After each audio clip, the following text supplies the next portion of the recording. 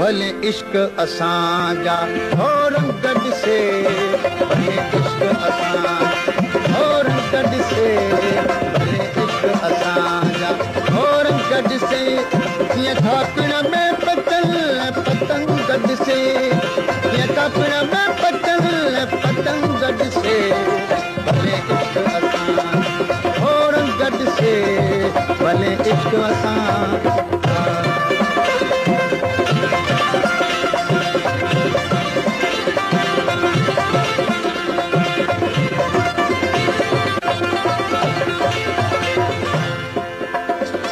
जेका नालो वठंदी नीह सदो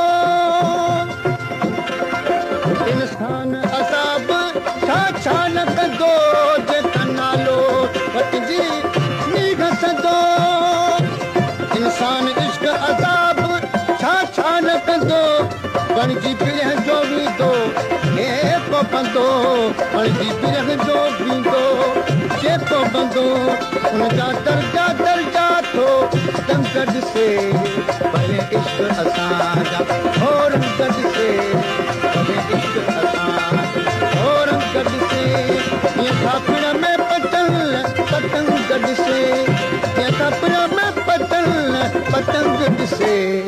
भले इश्क असांजा और गॾ से भले इश्क असां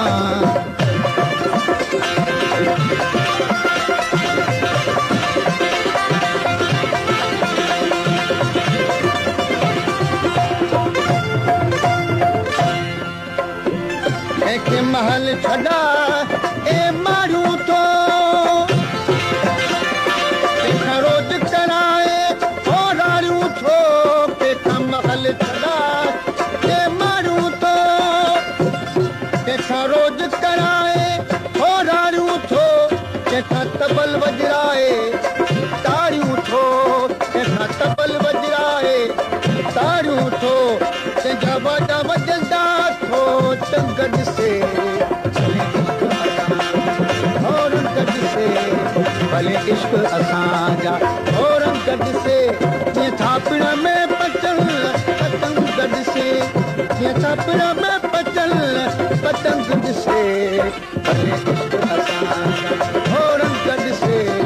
भले इश्क असांजा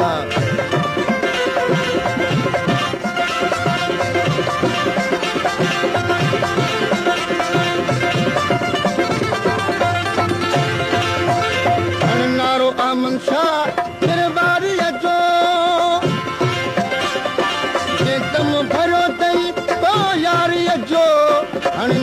अमन शाह निर्वारीअ जो जे तम भरियो है को यारीअ जो हण पार बिरग में फारीअ जो हण पार बिरग में फारीअ जो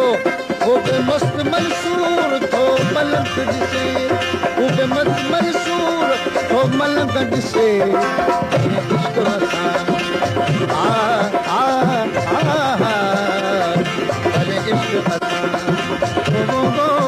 इश्क असांजा और गॾ से भले इश्क असांजा रंग गॾ से कीअं थापिण में पतल पतंग गॾ से कीअं थापिण में पतल पतंग गॾ से